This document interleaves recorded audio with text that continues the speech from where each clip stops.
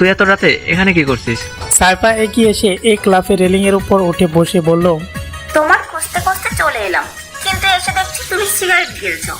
এখন যদি আমি গিয়ে তোমার মাকে বলে দিই যে তুমি চুপে চুপে স্মোক করো, তাহলে তোমার কি অবস্থা হবে বলো তো? মিহির স্বাভাবিকভাবেই বলল, আর তার আগেই আমি যদি তোকে ধাক্কা দিয়ে এখান থেকে নিচে ফেলে দেই, তাহলে তোর কি অবস্থা হবে বলতো?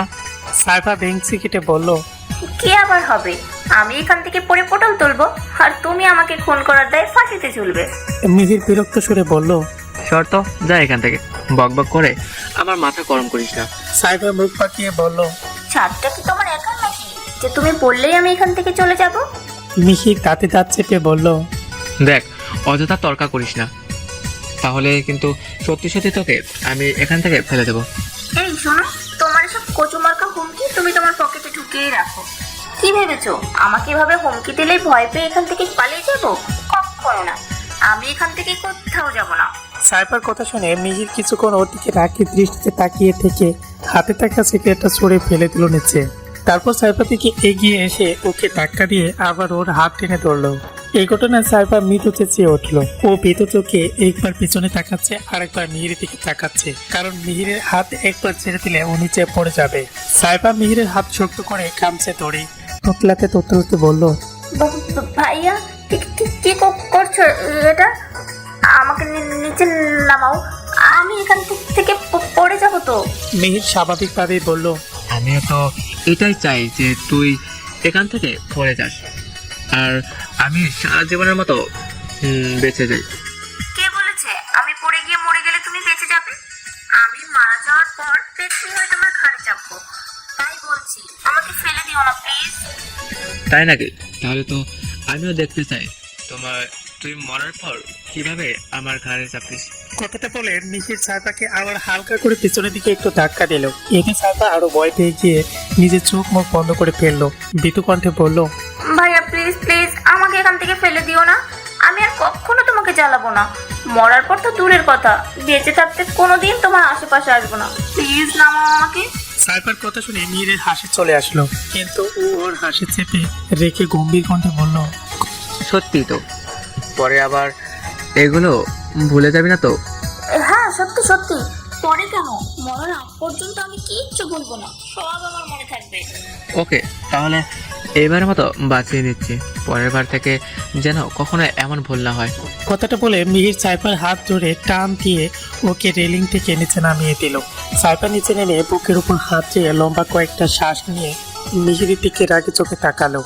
মিহির মুখ পাকিয়ে বলল, এই সাহস নিয়ে আমার সাথে লাগতে আসিস, এইটুকুতেই বাঘিনী থেকে সোজা ভেজা বিড়াল হয়ে গেলি, এই তোর সাহসের নমুনা? মিহিরের কথা শেষ হতে সাইফা ওর গায়ে থুতু মারলো। তারপর টানে বাবার না তাকিয়ে দিল এক বোতল। সাইফা কি করছে সেটা মিহিরের মাথা ঢুকতেই ও জোরে চিল্লিয়ে বলল, সাইফার বাচ্চা, এটা কি করলি তুই? ও গড, আমি তোকে খুন করে ফেলবো বেয়াদব মেয়ে। দেরি করে ভার্সিটিতে আসার মায়া আর তিশা তাড়াহুড়া করে ক্লাসের দিকে যাচ্ছিল। ওরা গেট দিয়ে ভিতরে ঢুকতেই ভার্সিটি ক্যাম্পাসে কিছুটা ভিতরে আসতেই সেদিনকে সেই সিনিয়র ছেলেগুলো ওদের সামনে এসে দাঁড়ালো। ছেলেগুলোকে দেখে মায়া আর তিশা দাঁড়িয়ে গিয়ে ওদের দিকে ব্রুকুসকে তাকায়। সেদিন যে ছেলেগুলো মায়ের ওনার ধরে টান দিয়েছিল, সেই ছেলেটা মায়ের দিকে একটু এগিয়ে এসে একটা বিদঘুটে হাসি দিয়ে বলে, সেদিন না হয় আহির আর মিহির এসে তোদের বাঁচিয়ে দিয়েছিল, কিন্তু আজ তো ওরা ভার্সিটিতে আসেনি, আজকে তোদেরকে কি বাঁচাবে? তিশা পিক করে হেসে দিয়ে বলল, আমাদেরকে বাঁচাবে সেটা নিয়ে তোদের না ভাবলেও চলবে। তোরা নিজেদের চিন্তা কর। সেদিন তোরা যে ভুল করেছিস তার জন্য তোদের মাফ করে দেওয়া হয়েছে, কারণ যে কোনো মানুষকে লাইফে সেকেন্ড চান্স তো দেওয়াই উচিত। তাই তোরা এখনো সোজা হয়ে দাঁড়িয়ে আছিস আমাদের সামনে। তবে সেদিনের মতো যদি আবারও একই ভুল করিস, তাহলে আর এখানে দাঁড়ানোর মতো অবস্থায় থাকবি না। শরীরের যত পার্টস আছে সব ভেঙে টুকরো টুকরো করে হসপিটালে ভর্তি করে দিয়ে আসবো। তিশার কথা শুনে ছেলেগুলোর চোখে মুখে হিংস্রতা ফুটে উঠলো। মায়া তিশার দিকে রাগে চোখে তাকিয়ে ওর দিকে খানিকটা এগিয়ে গিয়ে চাপা সুরে দাঁতে দাঁত চেপে বলল, কি বলছিস দিশা? এখন কি তুই এদের সাথে মারামারি করবি? এতদিনের সব প্ল্যান ভেস্তে দিবি নাকি? চুপচাপ নিজের মুখটা বন্ধ রাখ, না হলে সবকিছু গড়বড় হয়ে যাবে। মায়ের কথা শুনে তিশা রাগের দৃষ্টিতে মায়ের দিকে তাকালো। মা সেদিকে পাত্তা না দিয়ে ছেলেগুলোর দিকে একটুখানি এগিয়ে গিয়ে শান্ত সুরে বলল, দেখুন ভাইয়া, আমরা কোনো ঝামেলা চাই না। আমরা এখানে পড়ালেখা করতে এসেছি, পড়ালেখা শেষ করে আবার এখান থেকে নিজেদের বাড়িতে চলে যাব। তাই দয়া করে আমাদের জন্য কোনো প্রবলেম ক্রিয়েট করবেন না প্লিজ, কারণ আমাদের জন্য প্রবলেম ক্রিয়েট করলে সেটা আপনাদের জন্য লাইফ রিস্ক হয়ে যাবে। কথাটা বলে মায়া ছেলেগুলো সাইড কাটিয়ে তিশাকে নিয়ে চলে আসলো। ওরা হেঁটে কিছুটা দূর চলে আসতেই হুট করে ছেলেগুলো পেছন থেকে এসে ওদের হাত পা বেঁধে ফেললো। ঘটনাটা এত দ্রুত ঘটে গেল যে মায়া আর তিশা একটা চিৎকারতে ওরা সময় পেল না। ছেলেগুলো মায়া আর তিশার হাত বাঁধা শেষে ওদের টানতে টানতে ভার্সিটির পেছনের সাইডে একটি ফাঁকা ক্লাসে নিয়ে এলো। মায়া আর তিশা হাজার চেষ্টা করার পরেও এতগুলো ছেলের সাথে শক্তিতে পেরে উঠলো না। ছেলেগুলো ফাঁকা ক্লাসটায় ওদের নিয়ে এসে ওদের দুজনকে দুটো বেঞ্চের সাথে শক্ত করে বেঁধে ফেললো। তারপর সেই ছেলেটা বলল, আপাতত এরা এখানে থাক, ভার্সিটির ছুটির পর সব স্টুডেন্টরা চলে যাক, তারপর এদের একটা ব্যবস্থা করা যাবে। কথাটা বলে ছেলেটা সহ আর ওর অন্যান্য বন্ধুরা সবাই ওখান থেকে চলে এলো। বিকাল 4:30। ভার্সিটি ছুটি হওয়ার বেশ অনেকক্ষণ পরে ছেলেগুলো আবার সেই ফাঁকা ক্লাসরুমটা এলো। ওরা এসে মায়া আর তিশাকে নিয়ে আবারও টেনে হেঁচড়ে ওই রুমটা থেকে বের করে ভার্সিটির পেছনে গেট দিয়ে ওদের দুজনকে নিয়ে গাড়িতে ওঠালো। ওদের গাড়ি কিছুটা দূর আসতেই হঠাৎ 6-7টা মোটরসাইকেল ওদের সামনে এসে দাঁড়ালো। আচমকা এতগুলো বাইক সামনে এসে দাঁড়াতে ড্রাইভার গাড়ি ব্যালেন্স করতে পারলো না। ব্যালেন্সলেস হয়ে দ্রুত গাড়িটাকে সাইড করতে গিয়ে ওটাকে একটা গাছের সাথে জুড়ে দিল ধাক্কা। সাথে সাথে গাড়ির সামনে গ্লাসটা কাঁচগুলো ভেঙে ড্রাইভার আর তার পাশে বসে থাকা ছেলেটার গায়ে গিয়ে বিঁধল। মায়া আর দিশারও জানালার সাথে ধাক্কা খেয়ে বেশ খানিকটা আঘাত পেল। গাড়ির ভেতরে বসে থাকা ছেলেগুলো কিছু বুঝে ওঠার আগেই বাইকে বসে থাকা ছেলেগুলো নিজেদের হেলমেট খুলে বাইকের সাথে ঝুলিয়ে রেখে গাড়ির দিকে এগিয়ে আসলো। মায়া আর দিশা মাথা উঁচু করে জানালার কাছ দিয়ে বাইরে তাকাতেই দেখলো ছেলেগুলো আর কেউ না। ওদেরকে এখানে দেখে মায়া আর দিশা একটু স্বস্তির নিঃশ্বাস দিল। মীর আর আহিরের বন্ধুরা এসে গাড়ির দরজা খুলে ছেলেগুলোকে টানতে টানতে গাড়ি থেকে নামালো। আহির আর মিহির এসে মায়া আর তিশাকে গাড়ি থেকে নামিয়ে ওদের হাত পায়ের বাঁধন খুলে দিল। মিহিরের এক বন্ধু বলে উঠলো, আহির, এদের নিয়ে এখন কি করা যায় বলতো? মেয়েদের হাত পা ভেঙে দেই, তাহলে মেয়েদের সাথে অসভ্যতামি আর করার ফল হার টের পাবে। এটা পাবলিক প্লেস, তাই আপাতত এদের গোডাউনে নিয়ে গিয়ে হাত পা বেঁধে ফেলা রাখ, তারপর এদের যা ব্যবস্থা করার সেটা কালকে করব, তাও আবার ভার্সিটির সব স্টুডেন্টের সামনে, যাতে ভবিষ্যতে কেউ কখনো এরকম কাজ করার আগে অন্তত 100 বার ভাবে। আহির, মিহির আর ওদের বন্ধুরা আরো কিছুক্ষণ কথা বললো। তারপর ওরা একটা গাড়ি ব্যবস্থা করে ছেলেগুলোকে নিয়ে আহিরদের পাকে বন্ধুরা চলে গেল। ওরা চলে যেতেই আহির আর মিহির দৃষ্টি গেল মায়া আর তিশার দিকে। ওরা এখনো সেই ভাঙা গাড়িটার সিটের উপর বসে হেলান দিয়ে চোখ বন্ধ করে আছে। দুজনকে বেশ ক্লান্ত দেখাচ্ছে। মিহির একটা দীর্ঘশ্বাস ফেলে ওদের কাছে এগিয়ে এসে নরম সুরে বলল, তোমরা ঠিক আছো? মিহিরের কথা শুনে মায়া চোখ খুলে শুকনো মুখে বলল, আমরা একদম ঠিক আছি। আপনি আমাদের জন্য একটা ট্যাক্সি বুক করে দেবেন প্লিজ। আমাদের টাকা, ফোন, ব্যাগ সব ভার্সিটি ক্যাম্পাসে পড়ে আছে সম্ভবত, প্লিজ গাড়ি ভাড়াটা দিয়ে দেবেন। মায়ের কথার প্রতি উত্তরে কেন যেন মিহির কোনো কিছু বলতে পারলো না। ওর সব কথা গলায় দলা পাকিয়ে যাচ্ছে। ওদের একটা ফালতু মজার জন্য আজকে এই মেয়ে দুটোর এই অবস্থা। মিহির একটা শুকনো টোক গিলে বলল, তোমরা আরেকটু সময় বসো, আমি ড্রাইভারকে ফোন করে দিয়েছি, উনি এক্ষুনি গাড়ি নিয়ে এসে তোমাদের নিয়ে যাবে। কথাটা বলে মিহির আর এক মুহূর্তে ওখানে না দাঁড়িয়ে দ্রুত পায়ে হেঁটে রাস্তার এক সাইডে গিয়ে দাঁড়ালো। তারপর চোখের কোণে জমে থাকা পানিগুলো খুব সাবধানে হাতের উল্টো পুঁটি দিয়ে মুছে ফেললো। মায়ের বিধ্বস্ত মুখটা দেখে মিহিরের ভীষণ কষ্ট হচ্ছে। মনে হচ্ছে আরেকটু দেরি করে আসলে হয়তো ওর জীবনের মূল্যবান জিনিসটা হারিয়ে ফেলতো। এমন কেন মনে হচ্ছে সেটা ওর নিজেরও অজানা। মিহিরের পাবনার মধ্যে ড্রাইভার গাড়ি নিয়ে চলে আসলো।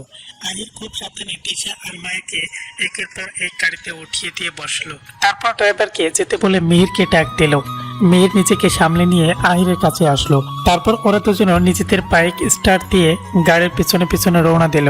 ফ্ল্যাশব্যাক। ভার্সিটি ছুটি শেষে সারিকা আর সাইফা গেটের সামনে দাঁড়িয়ে মায়া আর তিশার জন্য অপেক্ষা করতে লাগলো। কারণ গতকালকে ওরা 4 জন মিলে ঠিক করেছিল আজকে ওরা ফুচকা খাওয়ার কম্পিটিশন দেবে। বেশ অনেকক্ষণ হয়ে যাওয়ার পরও যখন সাইফা আর সারিকা দেখলো মায়া আর তিশা এখনো আসছে না, তখন ওরা হাঁটা দিয়ে মায়াদের ক্লাসরুমের দিকে গেল।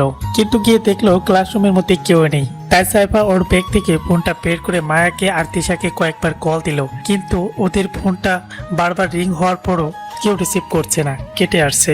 কিছুক্ষণ কল করার পরেও যখন কেউ ফোনটা পিক করলো না, তখন সারিকা আর সাহেবা ভেবে নিল তারা আজ ভার্সিটিতে আসেনি। তারপরে কেউ ফোন না করায় ওদের মনটা কেমন যেন খোঁজখোঁজ করছিল। তাই ওরা দুজন মিলে ঠিক করলো এখান থেকে সোজা মায়াদের ফ্ল্যাটে যাবে, তারপর ওদের সাথে দেখা করে ওখান থেকে নিজেদের বাড়ি চলে যাবে। ওরা দুজন ক্লাস থেকে বের হয়ে রাস্তায় এসে রিক্সার জন্য অপেক্ষা করছিল।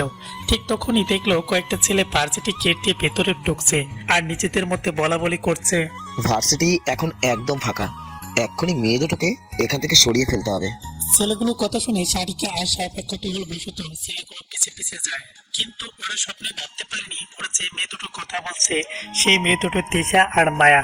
ছেলেগুলো যখন মায়া আর তিশাকে নিয়ে যাওয়ার জন্য নিজেদের মধ্যে প্ল্যানিং করছিল, তখন ওই সারিকা সাহেবা ফোন করে আহির আর মিহিরকে সবটা জানায়। সবটা শুনে আহির বলে সারিকা আর সাহেবা যাতে বাড়ি চলে যায়, এদিকটা ওরা সামলে নেবে। আহিরের কথা মতো সারিকা সাহেবা খুব সাবধানে ওখান থেকে বাড়িতে না গিয়ে মায়েদের ফ্ল্যাটে যাওয়ার উদ্দেশ্যে বেরিয়ে পড়ে। কারণ যতক্ষণ পর্যন্ত না ওরা মায়া আর তিশাকে নিজেদের চোখের সামনে ফেস অবস্থায় দেখছে, ততক্ষণ বাড়িতে গিয়েও শান্তি পাবে না।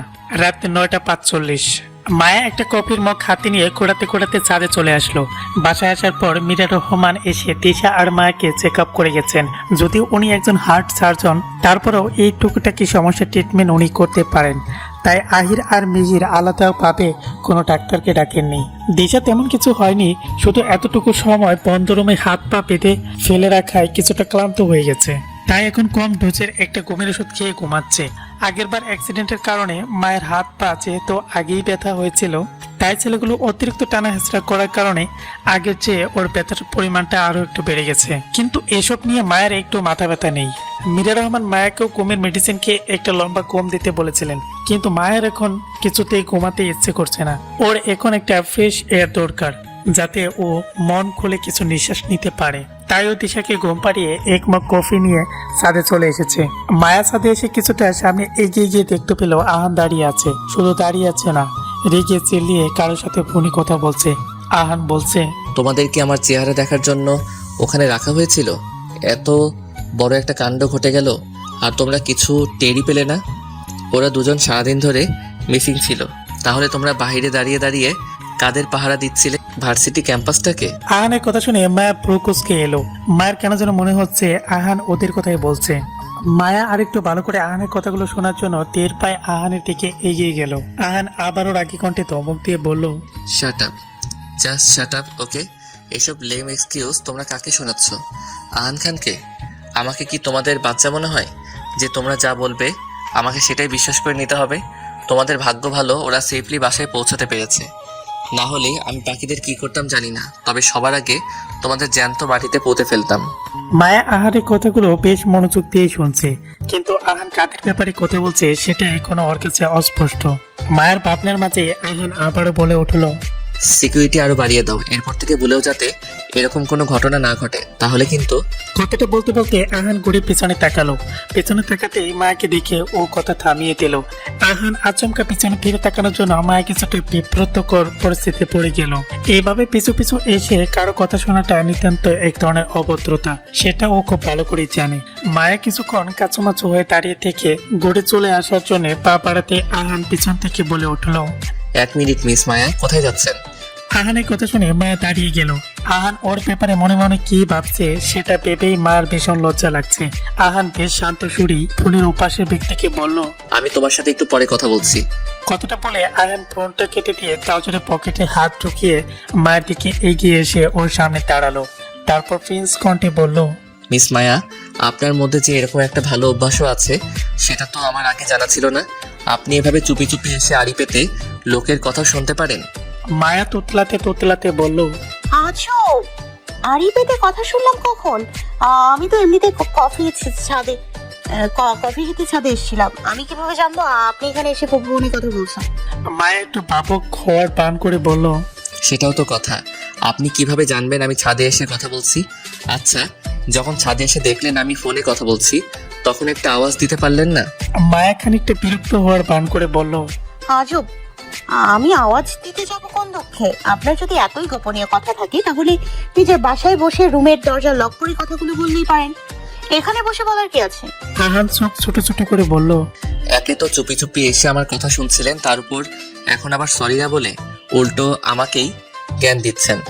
অদ্ভুত তো, আপনাকে সরি বলতে যাব কোন দুঃখে? ছাড়তে সবার জন্যই আনানো হয়েছে, ওকে? তাই যে যখন খুশি এখানে আসতে পারে। তার জন্য এখানে এসে আওয়াজ দেওয়ার বা কারোর থেকে পারমিশন নেওয়ার কোনো প্রয়োজন নেই। যার বেশি গোপনীয় কথা বলার থাকবে সে নিজের রুমে গিয়ে কথা বলতেই পারে। আমি নিশ্চয়ই কারোর রুমে আড়ি পেতে কথা শুনতে যাব না। আহান ফোঁস করে একটা নিঃশ্বাস ফেলে বলল, আপনার সাথে কেউ কথাই পারবে না মিস মায়া। আজাইরা যুক্তি তর্কে আপনি একদম এক্সপার্ট। বাই দ্য ওয়ে, আপনার সাথে কথা বলতে বলতে আমার গলা একদম শুকিয়ে গেছে, তাই আপনার হাতের কফিটা আমাকে দিয়ে দিন। নিজে বাসায় গিয়ে নতুন করে আরেক মগ কফি বানিয়ে নিয়ে আসুন। মায়া একটা বেঞ্চে কেটে বলল। হ্যাঁ, সেই আসে, এখানে দাঁড়িয়ে থাকুন। কথাটা বলে মায়া রেলিং এর সাইডে গিয়ে দাঁড়িয়ে কফিতে একটা চুমুক দিল। এক চুমুক দিতে আহান এসে সু মেরে মায়ের হাত থেকে কফির মগটা নিয়ে গেল। মায়া দাঁতে দাঁত চেপে বলল, এটা কি হলো? আপনি আমার কফির মগটা নিয়ে নিলেন কেন? ওটা ফেরত দিন। আহান মায়ের থেকে কিছুটা এগিয়ে গিয়ে বলল, একবার যখন এটা আমার কাছে চলে এসেছে তখন আপনি আর এটা ফেরত পাবেন না মিস মায়া। আসলে কি বলুন তো, আমার একবার যে জিনিসটা পছন্দ হয় ওটা আমি আর কাউকে নিতে দেই না। মানে? আহান মায়ের থেকে খানিকটা চোখে ফিস ফিস করে বলল, মানে হলো আজকে জোর করে আপনার থেকে কফি মগটা নিয়ে নিলাম, আর কোনো একদিন জোর করে আপনার থেকে আপনাকে ডাকাতি করে নিয়ে নিব। সো বি রেডি মিস মায়া। কথাটা বলে আহান একটি মুচকে হাসি দিয়ে নিচে যাওয়ার জন্য পা বাড়ালো। আর মায়া পিছন থেকে চোখ ছোট ছোট করে আহানের যাওয়ার দিকে তাকিয়ে রইল। সকাল 10টা। মায়া আর তিশা রিক্সা থেকে নেমে ভার্সিটি গেট দিয়ে ভেতরে ঢুকতেই হুট করে কোথা দিয়ে সে কালকের ছেলেগুলো মায়া আর তিশার পায়ের সামনে উপর হয়ে পড়লো। এই ঘটনায় মায়া আর তিশা ভয় পেয়ে খানিকটা পেঁচিয়ে গেল। ছেলেগুলোর অবস্থা খুবই খারাপ। ওদের সারা শরীরে মারের দাগ, পাশাপাশি রক্তের চোপ চোপ দাগ, কারো হাত পায়ের আঙ্গুল একদম থেতলে গেছে। ছেলেগুলোর এমন অবস্থা দেখে মায়ের হাত পা একদম ঠান্ডা হয়ে গেছে। কালকে ছেলেগুলোর প্রতি ভীষণ রাগ ছিল ঠিকই, কিন্তু এখন ওদের অবস্থা দেখে ওদের প্রতি খুব মায়া হচ্ছে। দেশে কোনো বাবান্তই নেই, ও চুপচাপ নির্ভীক ভাবে ছেলেগুলো দিকে তাকিয়ে আছে। ওকে দেখে মনে হচ্ছে ছেলেগুলোর এমন অবস্থা দেখে ও বেশ খুশি হয়েছে। তবে আশ্চর্য বিষয় হলো, সেদিন যে ছেলেগুলো মায়ের ওনাতুরি টান দিয়েছিল আর কালকে ওর হাত ধরেছিল, সেই ছেলেটা এখানে নেই। মায়া ভ্রুকুসকে আশেপাশে তাকালো, দেখলো ভার্সিটির সমস্ত স্টুডেন্টরাই মাঠের মধ্যে উপস্থিত। আহির মিহির আর ওদের বন্ধুরা দিশাদের থেকে একটু দূরে দাঁড়িয়ে আছে। মায়া আর দিশা এখনো ওখানে সোজা হয়ে দাঁড়িয়ে আছে। ছেলেগুলো ওদের পায়ের কাছে এসে হাওমাও করে কাছে আর বারবার মাপ দেওয়ার কথা বলছে। দিশা আর মায়া কি করবে বুঝতে পারছে না। দিশা আর মায়া চোখ করে দাঁড়িয়ে আছে আর ওদের দিকে দেখছে। আহির মিহির ওদের দিকে এগিয়ে এলো। মিহির এসে মায়া আর দিশাকে উদ্দেশ্য করে বলল, কি হলো, তোমরা ওদের মাফ করতে চাও না? না করতে চাইলে প্রবলেম নেই, ওদের যেন আরো ভয়ঙ্কর শাস্তি অপেক্ষা করছে। এমনিতেই এইটুকু মারে, ওদের মতো জানোয়ারদের কিছুই হবে না, ওদের আরো কঠিন কোনো শাস্তি। মিহিরের কথা শুনে ছেলেগুলো আরো জোরে হাওমাও করে কেঁদে দিল। ওরা সবাই গিয়ে মায়া আর দিশার পায়ে জড়িয়ে ধরে বারবার আকুতি মিনতি করতে লাগলো। মায়া আর দিশা কোনো রকমের ছেলেগুলোর থেকে পা ছড়িয়ে একটু সরে দাঁড়ালো। তারপর মায়া মিহিরকে উদ্দেশ্য করে বলল, ওদের আর শাস্তি দিতে হবে না। ওরা যেটা করেছে তার জন্য যথেষ্ট শাস্তি পেয়েছে, আর আমরাও ওদের মাফ করে দিয়েছি। এবার ওদের ছেড়ে দিন। মায়ের কথা শেষ হতে আহির ওর বন্ধুদের উদ্দেশ্য করে বলল, এইগুলোকে নিয়ে গিয়ে হাসপাতালের বাইরে ফেলে রেখে আয়। খবরদার কেউ এদের ট্রিটমেন্টের জন্য একটা পয়সাও দিবি না। জানোয়ারদের জন্য সহানুভূতি দেখানোর আমাদের কোনো দরকার নেই।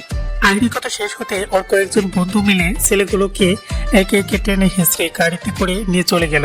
ওরা চলে যেতেই দিশা মিহিরের সামনে এসে চোখ চোরা ছোট ছোট করে বলল, সবই তো বুঝলাম, কিন্তু এদের মধ্যে যেটা নাটের গুরু ছিল সেই বজ্জাতটা কোথায়? ওকে তো কোথাও দেখতে পেলাম না। আপনাদের বোকা বানিয়ে ওইটা আবার পালিয়ে যায়নি তো? মিহির শান্ত সুরেই বলল,